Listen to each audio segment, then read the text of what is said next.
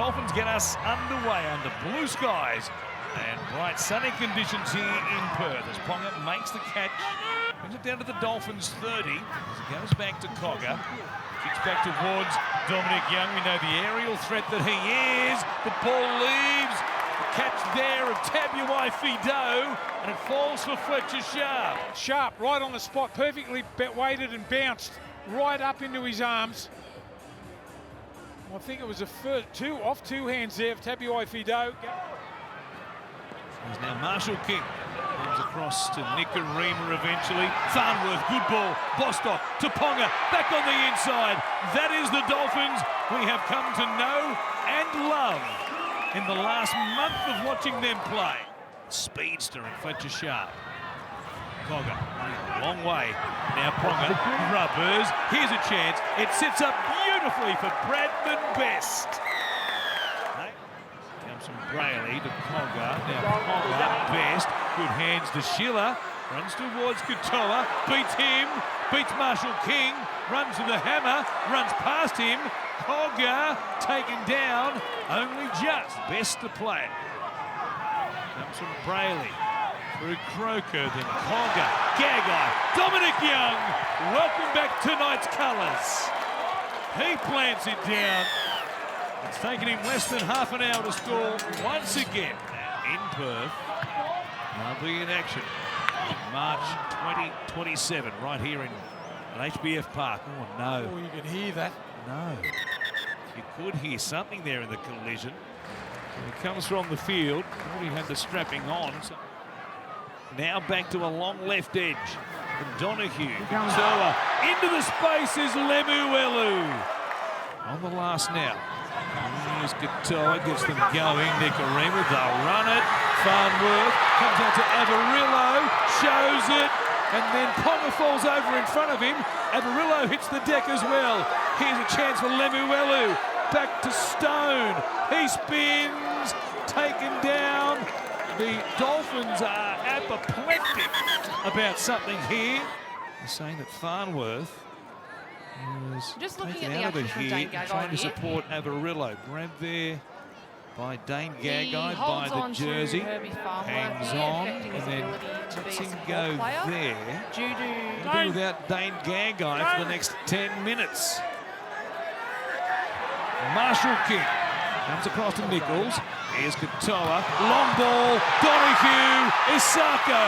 It took a terrific pass to find a gap in this Knights defensive line. The Dolphins still trailing by the two as Farnworth comes out to Avarillo. Space down the sideline. Runs to Ponga. Here's the hammer. He'll run away to take the lead for the Dolphins. Wow, how good is it watching him in full motion? They're still deep on the attack. Second straight set. Cogger goes to Ponga. Rubbers. Here's Best. He gets another one. Second try today off a grubber by Kalen Ponga. That's the fifth. Here's the last. Cogger comes across to Ponga, who will put it through the hands. Best puts a kick in now. Schiller is there. So is Best for his own kick. It comes back to Ponga. A Benji flick pass. Schiller comes to Brayley.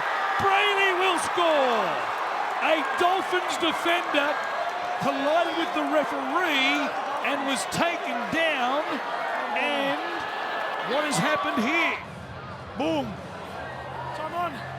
He's called that pass there forward. Oh boy, I don't know about that. Jeez. It didn't look forward watching it live. Do they want it now? It comes back to Brayley. Crossland puts it in the air instead. Tabuai Fido coming forward, didn't get there. He touched the ball. Here is Best. They're saying still the last. Croker will reach out. Did he keep his hand off the ground? It looked as though he did. At full time here in Perth, the Knights 26 have taken down the Dolphins 20.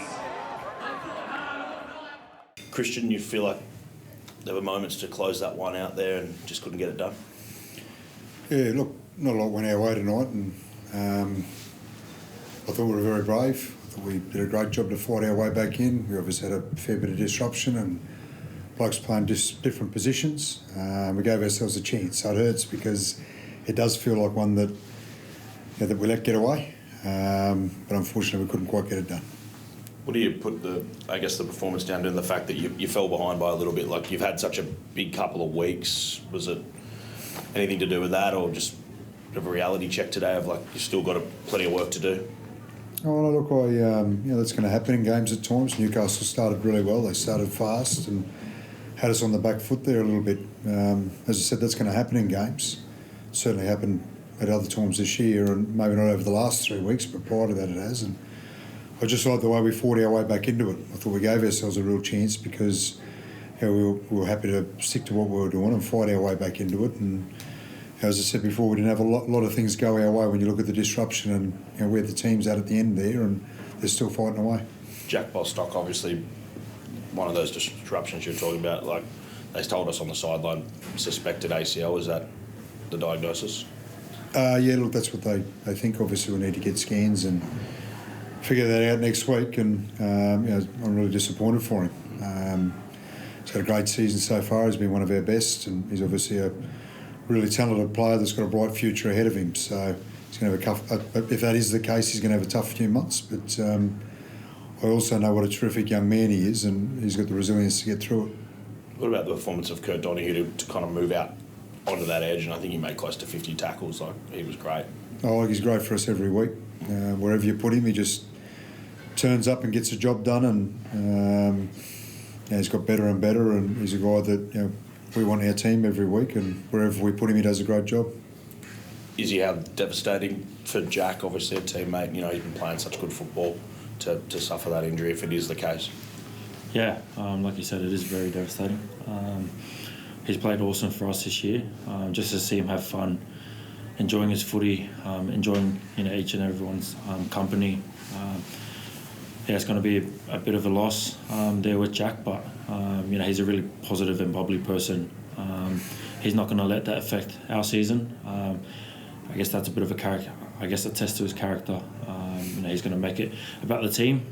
He's not going to bring everyone else down just because of his injury. But yes, like you said, it is very devastating for him. Captaining the side tonight for the first time, obviously didn't get the result, but how did you feel being the man in charge? Yeah, it was awesome. Definitely a privilege and something that I guess I hold very close to my heart. To be able to captain the club that gave me the opportunity to start my career was special. But we had a couple boys out there that got a crack tonight. We spoke about it in our team meeting. It's just about giving those guys an opportunity. Got All Blacks there who made his NRL debut tonight, and it was awesome to see him go out there and just rip in.